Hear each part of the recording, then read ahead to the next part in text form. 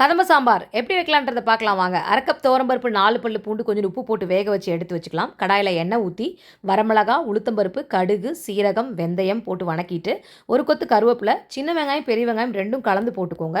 போட்டுட்டு நான் 3 தக்காளி பழம் எடுத்திருக்கேன். 3 தக்காளி பழம் போட்டு நல்லா வணக்கிட்டு அதிலே கொஞ்சம் உப்பு போட்டுக்கோங்க. உப்பு போட்டு மஞ்சத்தூள் 1/4 டீஸ்பூன் மஞ்சத்தூள், 1/4 டீஸ்பூன் பெருங்காயத்தூள் போட்டு நல்லா வணக்கிட்டு குழம்பு மிளகாய் தூள் இருந்தால் போட்டுக்கோங்க. இல்லாதவங்க 1 ஸ்பூன் மிளகாய்த்தூள், 1 ஸ்பூன் மல்லித்தூள் போட்டு நல்லா வணக்கிட்டு தேவையான காய்கறிகள் எல்லாத்தையும் எடுத்து வச்சுக்கோங்க. எடுத்து வச்சு அதிலே போட்டு நல்லா பெரட்டிட்டு காய்கறிகள் ஒரு அரை வேக்காடு வெந்ததுக்கப்புறம் அரை கப் தண்ணியை ஊற்றி நல்லா கொதிக்க விடுங்க. கொதிச்சிட்டு இருக்கும்போதே சின்ன நெல்லிக்காய் சைஸ் புளி எடுத்து கரைச்சி அதிலே ஊற்றுங்க. ஊற்றிட்டு ஒரு சின்ன துண்டு வெல்லம் போட்டுக்கோங்க.